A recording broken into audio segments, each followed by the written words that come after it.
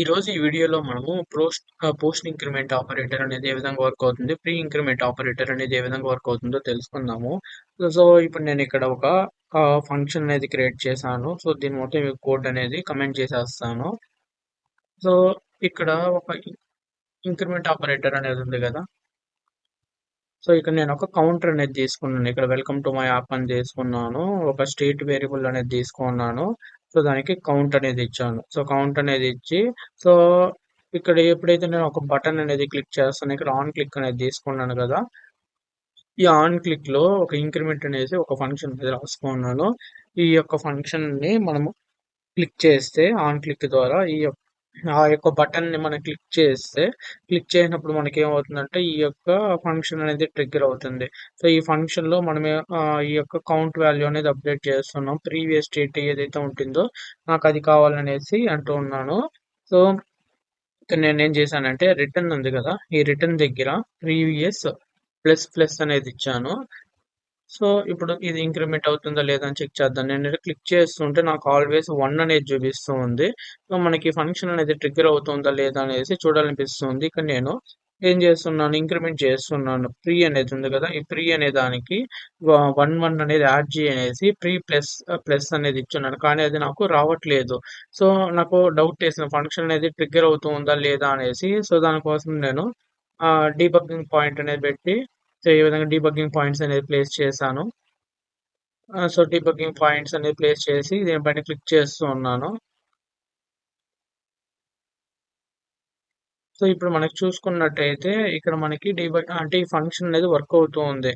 కానీ ఇది ఎందుకు వర్క్ కాలేదనేసి మళ్ళీ నేను చదివాను. ఈ చదివినప్పుడు నాకేం అర్థమైందంటే ప్రీ ఇంక్రిమెంట్ ఆపరేటర్ అనేది ఏ విధంగా వర్క్ అవుతుంది, పోస్ట్ ఇంక్రిమెంట్ ఆపరేటర్ అనేది ఏ విధంగా వర్క్ అవుతుంది అనేసి తెలిసింది. ఇప్పుడు మనకి ప్రీ ఇంక్రిమెంట్ ఆపరేటర్ బిహేవియర్ ఎలా ఉంటుంది, పోస్ట్ ఇంక్రిమెంట్ ఆపరేటర్ బిహేవియర్ అనేది ఎలా ఉంటుందో కనుక్కుందాము. సో ఇప్పుడు ఇక్కడ చూసుకున్నట్టయితే వీళ్ళు లెట్ ఐ ఈక్వల్ టు 0 అని తీసుకున్నారు. ఇప్పుడు మనం ఏం చేస్తున్నాం అంటే పోస్ట్ ఇంక్రిమెంట్ ఆపరేటర్ అనేసి తెలుసుకుంటున్నాము. ప్రీ అంటే సో ఫస్ట్ మనకి ఆపరేటర్ సింబల్స్ వస్తుంది, ఆ తర్వాత మనకి వేరియబుల్ అనేది వస్తుంది. సో అదే మనకి పోస్ట్ అంటే ప్రీ అంటే ఫస్ట్ ప్రీ ముందర, పోస్ట్ అంటే తర్వాత. సో పోస్ట్ అనేది వచ్చి ఆపరేటర్ సింబల్స్ అనేది వేరియబుల్ తర్వాత వస్తుంది. ప్రీకి పోస్ట్కి డిఫరెన్స్ ఇది, అంటే రాసే దాంట్లో. సో దీని యొక్క వర్కింగ్ ప్రిన్సిపల్స్ అనేది చూద్దాము. సో మనకి ఈ యొక్క పోస్ట్ అనేది తీసుకునేసి ఇక్కడ ప్రీ అనేది ఏ విధంగా వర్క్ అవుతుందో చూపిస్తాను. ఇప్పుడు మనము లెట్ ఐ ఈక్వల్ టు 0 అని తీసుకుంటాను. ఇప్పుడు నేను let J equal to pre increment operator అనేది తీసుకుంటాను. ప్రీ అంటే మనం ముందర ఇస్తాము, ఆ తర్వాత ఐ అనేది తీసుకున్నాను. ఇప్పుడు దీన్ని ప్రింట్ చేస్తాను. I is not defined. ఇక్కడ మనం ఐ అనేది డిఫైన్. నేను ఒక కోర్స్ రిపీట్ అనేది తీసుకుంటాను ఒక న్యూగా.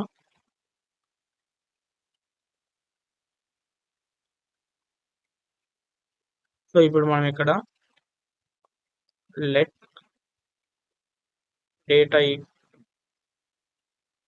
లెట్ ఐ1 అని తీసుకుంటాను, లేదా ఐఏ తీసుకుంటాను. ఐ ఈక్వల్ టు 0 అని తీసుకుంటాను. సో ఇప్పుడు మళ్ళీ మనము లెట్ జే ఈక్వల్ టు, ఇక్కడ నేను ఏం చేస్తూ ఉన్నానంటే ఐ వాల్యూ ఇక్కడ ప్రీ ఇంక్రిమెంట్ చేస్తున్నాను. ఐని ప్రీ ఇంక్రిమెంట్ చేసి జేక్ అనే దానికి అసైన్ చేస్తున్నాను. I plus plus J plus plus I అనేది ఇస్తాను. ఇప్పుడు కన్సోల్ చేద్దాము. Console dot log.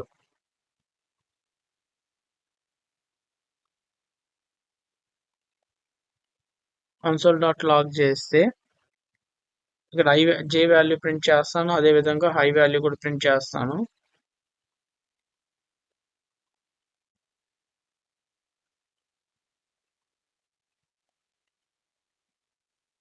దీన్ని రన్ చేద్దాము.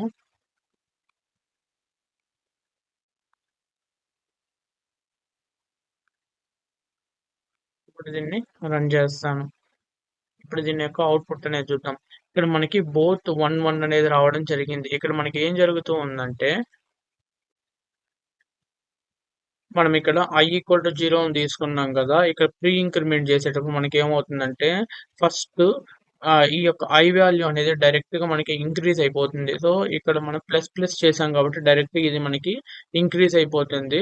ఆ ఇంక్రీజ్ అనేది ఎలా అవుతుందంటే i = i ప్లస్ 1 అనేది ఈ విధంగా మనకిక్కడ ఈ స్టెప్ అనేది దీని యొక్క మీనింగ్ ఏమిరా అంటే ఈ విధంగా రావడం జరుగుతుంది. ఇప్పుడు i అనేది కరెంట్ వచ్చి మనకి 0 అనేది ఉంది. సో, ఇక్కడ 0 అనేది రావడం జరుగుతుంది. 0 + 1 అనేది 1 అనేది అవుతుంది. సో, ఈ ఎంటైర్ ఐ వాల్యూలు ఏదైతే ఉంటుందో ఇది మొత్తం మనకి దీనికి అసైన్ అవ్వడం అనేది జరుగుతూ ఉంది. సో, ఇక్కడ మొత్తం మనకి 1 అనేది రీప్లేస్ అనేది అయిపోతూ ఉంది.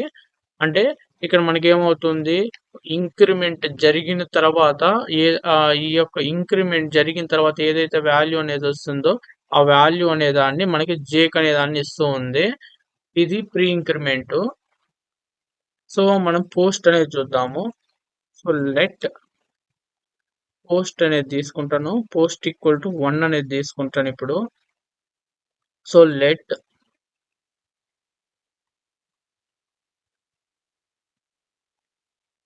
డీటెయిల్స్ అనేసి ఒక వేరియబుల్ తీసుకుంటాను. సో, డీటెయిల్స్ అనే దానికి పోస్ట్ ప్లస్ అనేది ఇచ్చాను. console.log సో, ఇక్కడ పోస్ట్ ప్రింట్ చేస్తాను. డీటెయిల్స్ ప్రింట్ చేస్తాను.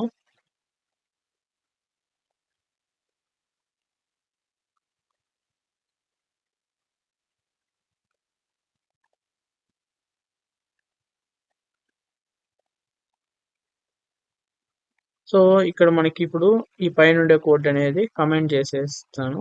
ఇప్పుడు మనకు అవుట్‌పుట్ అనేది చూద్దాము.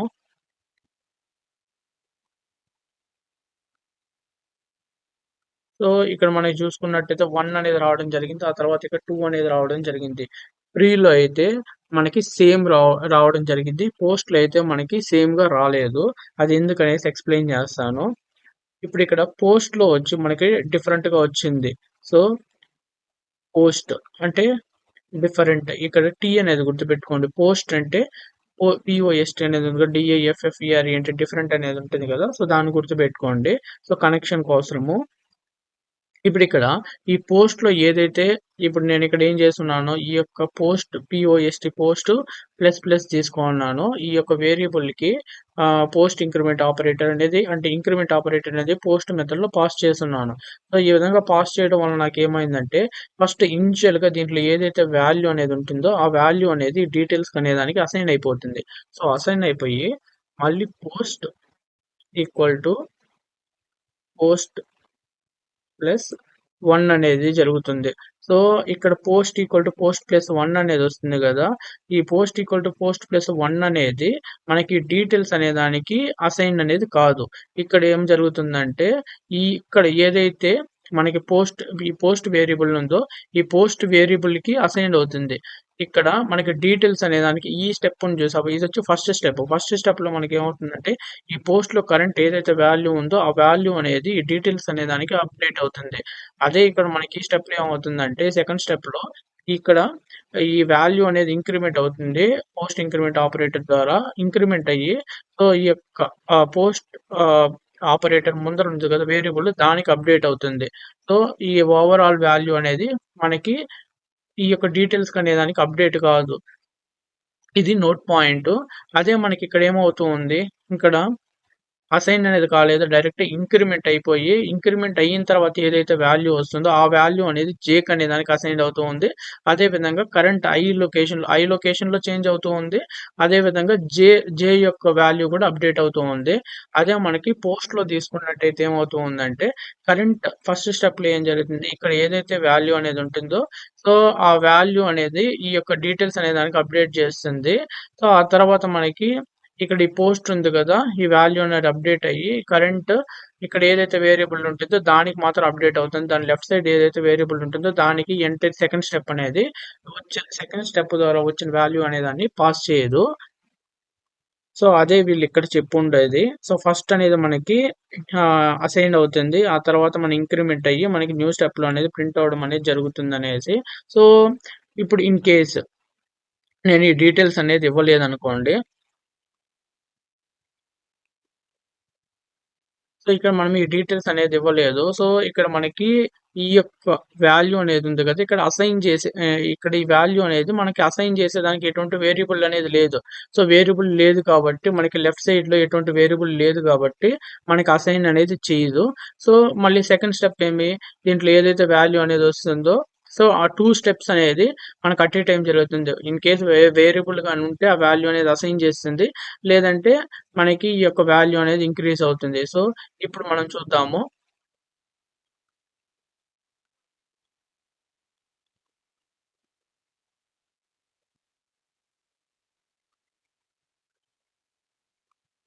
సో, ఇక్కడ మనకి డీటెయిల్స్ అనేది లేదు కదా! దీన్ని రిమూవ్ చేసేద్దాము. ఇప్పుడు రిఫ్రెష్ చేస్తాను. సో, ఇప్పుడు మనకి 2 అనేది రావడం జరిగింది. సో, సేమ్ కాన్సెప్టే నేనిక్కడ అప్లై చేస్తాను. సో, నాకింతకుముందు ఎర్రర్ అనేది వచ్చింది. ఆ ఎర్రర్ వచ్చిన తర్వాత మళ్ళీ పోస్ట్ ఆపరేటర్, ప్రీ ఆపరేటర్ అనేది ఏ విధంగా వర్క్ అవుతుందనేసి స్టడీ చేశాను. సో, దాన్ని ఈ పోస్ట్ అనేది ఎలా వర్క్ అవుతుందో రిటర్న్‌లో అనేది మనం తెలుసుకుందాము.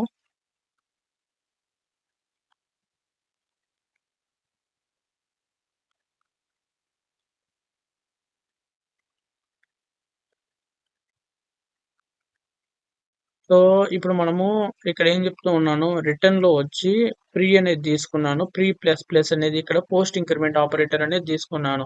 ఇక్కడ ఏమవుతుందంటే, ఇక్కడ మనకి ఏదైతే కీవర్డ్ అనేది ఉందో, ఈ రిటర్న్ అనేది ఏం చేస్తుందంటే, ఇక్కడ ఏదైతే వాల్యూ అనేది వస్తుందో, ఆ వాల్యూ అనేది ప్రింట్ చేసేస్తూ ఉంది. సో, ప్రింట్ చేసిన తర్వాత ఈ సెకండ్ స్టెప్ అనేది ప్రొసీడ్ కాకుండా స్టాప్ చేసేస్తుంది. ఎందుకంటే, వన్స్ మనకి రిటర్న్ అనేది ట్రిగ్గర్ అయితే, ఆ తర్వాత ఏ స్టెప్స్ ఉన్నా మనకి కాల్ కాదు. అందుకే ఇక్కడ మనకేమవుతుందంటే, ఈ ప్రీ అనేది కరెంట్ ఏదైతే వాల్యూ అనేది హోల్డ్ చేసుకుంటుందో, సో, ఆ వాల్యూ అనేది ఈ రిటర్న్‌కి అనే దానికి అసైన్ చేయగానే టక్కనేసి ఈ ఎంటైర్ నెక్స్ట్ ఈ స్టెప్ అనేది ప్రీ ఇంక్రిమెంట్‌లోని వాల్యూ అనేది ఇంక్రీజ్ చేస్తుంది. దాన్ని స్టాప్ చేసేస్తూ ఉంది. సో, ఇక్కడ చూసినట్టయితే ఇక్కడ నేను క్లిక్ చేస్తుంటే కూడా 1 అనేది చూపిస్తూ ఉంది.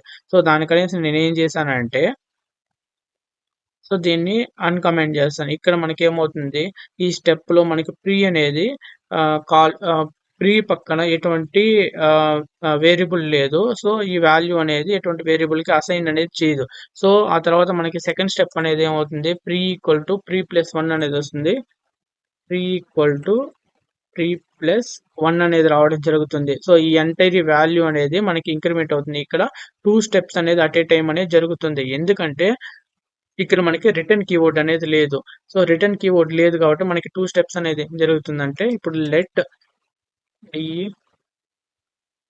ఈ ఇప్పుడు నేను డీటెయిల్స్ అనేది తీసుకుంటాను. ఇప్పుడు మనకి ఇక్కడ ఏమవుతుందంటే ఈ యొక్క కరెంట్ ప్రీ అనేది ఏదైతే వాల్యూ అనేది హోల్డ్ చేసుకుందో దాన్ని డీటెయిల్స్ అనే దానికి ఇవ్వడం జరుగుతుంది. సో, ఆ తర్వాత మనకేమవుతుందంటే ఇక్కడ ఇదే లైన్‌లో మనకి నెక్స్ట్ స్టెప్ ఏం జరుగుతుందంటే ప్రీ ఈక్వల్ టు ప్రీ ప్లస్ 1 అనేది జరుగుతుంది. సో, ఇప్పుడు కరెంట్ మనకి ప్రీలో ఏదైతే ఉంటుందో ఆ వాల్యూ అనేది ఇక్కడ మనకి రావడం జరుగుతుంది. సో, నేను దీన్ని రిమూవ్ చేసేస్తాను. ఇప్పుడు మనకిక్కడ ఎటువంటి వేరియబుల్ అనేది లేదు. ఎటువంటి వేరియబుల్ లేదు కాబట్టి ఈ ప్రీ వాల్యూ అనేది అసైన్ చేయదు. సో, దీంట్లో సెకండ్ స్టెప్ ఏమవుతుందంటే ఇప్పుడు వాల్యూ అనేది ఇంక్రిమెంట్ అవుతుంది. ఇంక్రిమెంట్ అయ్యి ప్రీ అనే మెమరీ లొకేషన్‌లో మనకి అప్డేట్ అనేది జరుగుతుంది. సో, ఇప్పుడు రిటర్న్ పైన క్లిక్ చేస్తాను.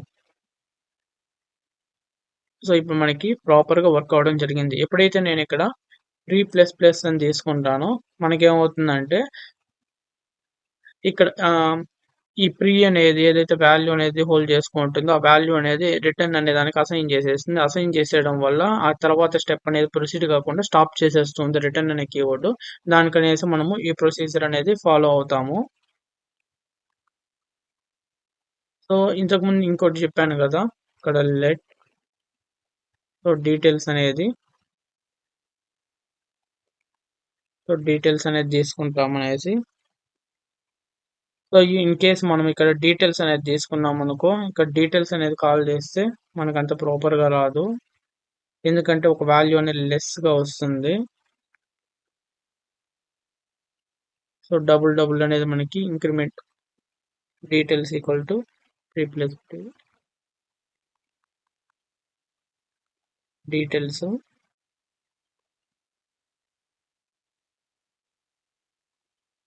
సో, ఇప్పుడు మనకి డీటెయిల్స్ అనేది తీసుకున్నాము. 3 మనకి ఇక్కడ చూసినట్టయితే క్లిక్ చేస్తూ ఉంటే ప్రతి ఒక్క టైం మనకి 1 చూపిస్తుంది కదా! ఎందుకు 1 చూపిస్తూ ఉందంటే, సో, ఇప్పుడు మనకి ఇనిషియల్‌గా ప్రీ అనే దాంట్లో 1 అనేది ఉంది. ఇక్కడ మనకి కౌంట్ అనేది 1 తీసుకున్నాం కదా! సో, దీని యొక్క ప్రీవియస్ స్టేట్ అనేది మనకి 1 అనేది ఉంది కాబట్టి 1 అనేది చూపిస్తూ ఉంది. సో, ఇప్పుడు నేను నెక్స్ట్ స్టెప్ అనే దానికొస్తాను. సో, ఇప్పుడు మనకి ఇక్కడికి రాగానే మనకేం చూపిస్తుంది, ఇప్పుడు నేను ప్రీ పైన హోవర్ చేస్తే 2 అనేది చూపిస్తూ ఉంది. ఇక్కడ డీటెయిల్స్ ఈక్వల్ టు 1 అనేది ఉంది. సో, ఇక్కడ మనకు అప్డేట్ చేసినప్పుడు ఏమవుతూ ఉందంటే, డీటెయిల్స్ అనే వాల్యూ అనేది 1 అనేది ఉంది గదా! ఈ 1 అనేదెళ్లి మళ్ళీ మనకి కౌంట్‌లో స్టోర్ అవ్వడం అనేది జరుగుతూ ఉంది. సో, ఇక ప్రీ అనేది ఉంటుంది గదా! ఈ ప్రీ అనేది ప్రీవియస్ స్టేట్ అంటే pre equal to previous plus 1 అంటే ఇక్కడ మనకి ఏదైతే వస్తువు ఉందో ఆ 1కి అనేది 1 అనేది యాడ్ చేస్తూ ఉంది. సో, నేనెప్పుడైతే ఇక్కడ మళ్ళీ సేమ్ వాల్యూ అనేది ఉంది కదా! ఈ కౌంట్‌ని మళ్ళీ నేనిక్కడ సెట్ మెథడ్ ద్వారా నేను ఓవర్ రైట్ చేస్తూ ఉన్నాను. ఇక్కడ రిటర్న్ అనేది ఉంది కదా! రిటర్న్‌లో ఏదైతే వాల్యూ అనేది వస్తూ ఉందో రిటర్న్‌కి ఇక్కడ డీటెయిల్స్‌లో మనకి ఏదైతే వాల్యూ అనేది వస్తుందో ఆ వాల్యూని ఎత్తుకొని పోయి మళ్ళీ నేనిక్కడ అపెండ్ చేస్తూ ఉన్నాను. సో, అందుకనేసి మనకి ఎవ్రీ టైమ్ 1 అనేది వస్తూ ఉంది. ఆ 1 అనేది మనకి ఇంక్రీజ్ అవుతూ ఉంది. సో, దీనికి ఎటువంటి మెమరీ లొకేషన్ అనేది లేదు. సో, దానికి సెపరేట్‌గా స్టోర్ చేసేదానికి. సో, దానికనేది మనకి ఎవ్రీ టైమ్ 1 అనేది చూపిస్తూ ఉంది. సో, ఇక్కడ మనం ఏదైతే డీటెయిల్స్‌లో వాల్యూ అనేది ఇస్తామో, ఆ వాల్యూ అనేదెళ్లి ఈ సెట్ కౌంట్ మెథడ్ అనేది ఈ కౌంట్ స్టోర్ చేసుకుంటుంది కదా! దీన్ని ఓవర్ రైట్ చేయడం జరుగుతూ ఉంది. సో, దానివల్ల మనకి ఎవ్రీ టైమ్ ఇక్కడ 1 పాస్ చేస్తున్నాం కాబట్టి ఇక్కడ 1 స్టోర్ అవుతూ ఉంది. సో, ఇప్పుడు మనం ఏం తెలుసుకున్నామంటే ఈ యొక్క కౌంట్ మెథడ్ ఈ యొక్క పోస్ట్ మెథడ్ అనేది ఉంటుంది గదా! ఈ పోస్ట్ మెథడ్‌లో ఏమవుతుందంటే ఇక్కడ ఏదైతే వాల్యూ అనేది ఉంటుందో, ఆ వాల్యూ అనేది లెఫ్ట్ సైడ్ ఏదైతే వేరియబుల్‌కి ఉంటుందో దానికి అసైన్ అవుతుంది. In case left side variable గాని ఉంటే సో, మనకి ఈ విధంగా